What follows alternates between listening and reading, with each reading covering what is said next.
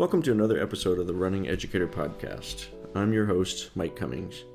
My purpose of this bi-weekly podcast is to educate, inspire, and empower you to unleash your best, most authentic self. In episode 28, The Pain of Rest, I share my story of committing to my running, getting injured, and why is it essential to put an active recovery and tapering into your training program. This is the Running Educator Podcast.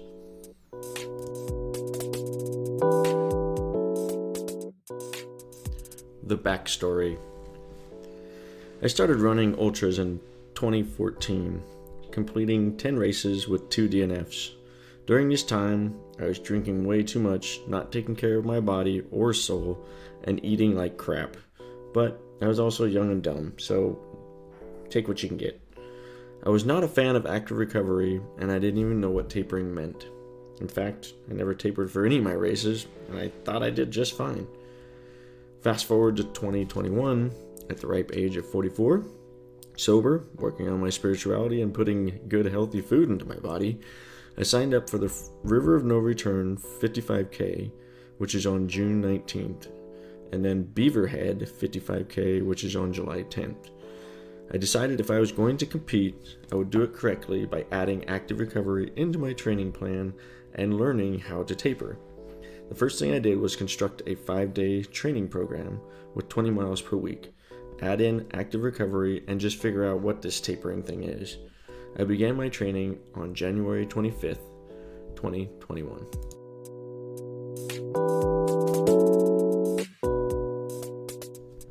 The training plan. The first goal was to commit to a routine of getting out of bed at 5:30 every day. To prove that I could commit to doing it, I felt like everything else would just fall into place. Following the plan through January and February became very mundane, so I wanted to challenge myself. In March, I did the David Goggins 4x4x48 on March 5th through 7th, and then challenged myself to do a double Roby on March 27th.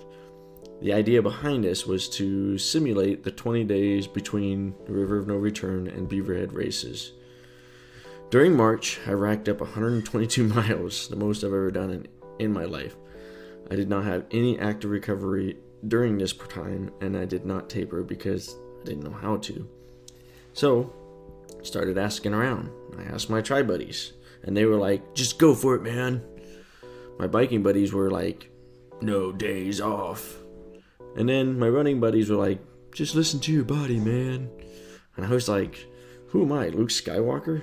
But anyways, I did reach out to Leon Rusher, the manager of Shoes Running Company, and she stated for the 255 runs that are about a month apart, I would take at least a week off of the first one and then do a super short shakeout run like 6 miles. The following week, I would run 8 to 10 miles for that week, then a 6-miler, and need to be done training for both of them. The time in between the races should be resting and recovering. Hope this helps. Thank you, Leon. Please check out the show notes for those specific tapering guidelines for the 5K, 10K, half marathon, and marathon taper.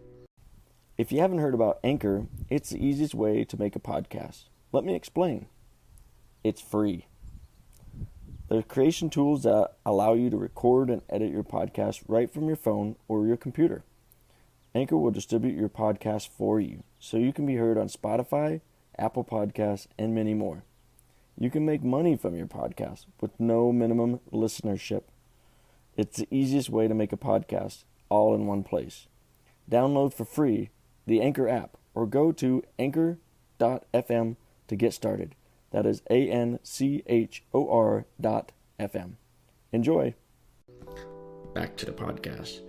But I did learn the pain of rest. If you don't allow your body to rest or recover, you will pay for it in the long run. According to the International Journal for Sports Medicine, they reviewed more than scientific studies to determine whether tapering helped or hindered your athletic performance, and was to go about it. The studies found no question that taper worked and showed improved 3% of the athletes reducing the training before the competition. This 3% explained that it's like shaving off 5 minutes of a 3-hour marathon. That's a big difference from a first place to a 5th place finish.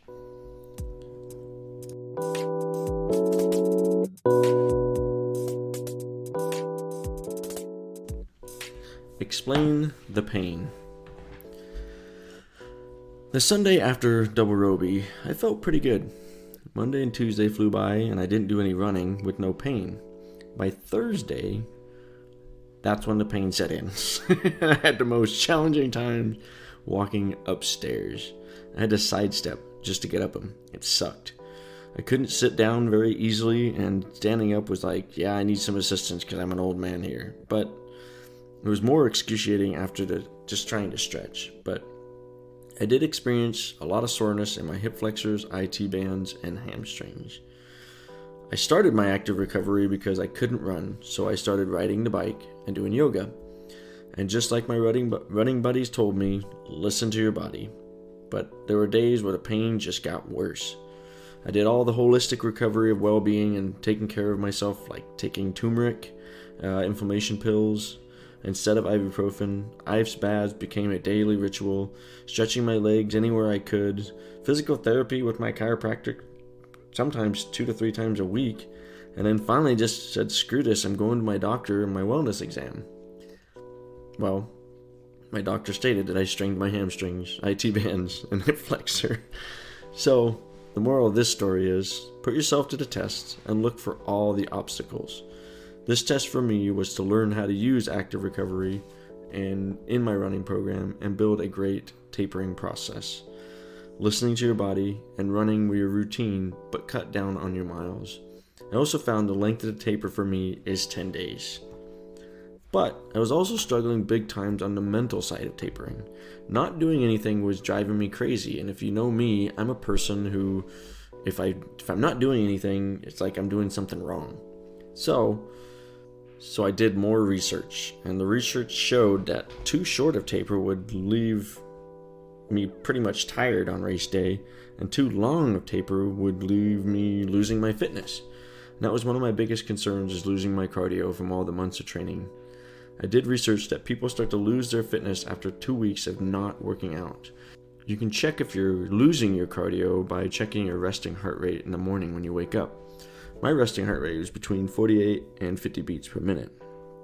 If my resting heart rate was a little higher than that, I would do something different, like go for a bike ride or walk, or just take the day off.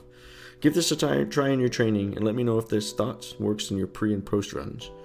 Thank you for listening to the Running Educator Podcast. Make sure you check out the Instagram, Facebook, Twitter, WordPress, Tumblr, and even Google. Put your review because I'd love to hear what you have to say, good and bad. Who knows, you might be on the next show. Please share this podcast for those who are interested. Until then, keep running and keep learning. Thank you.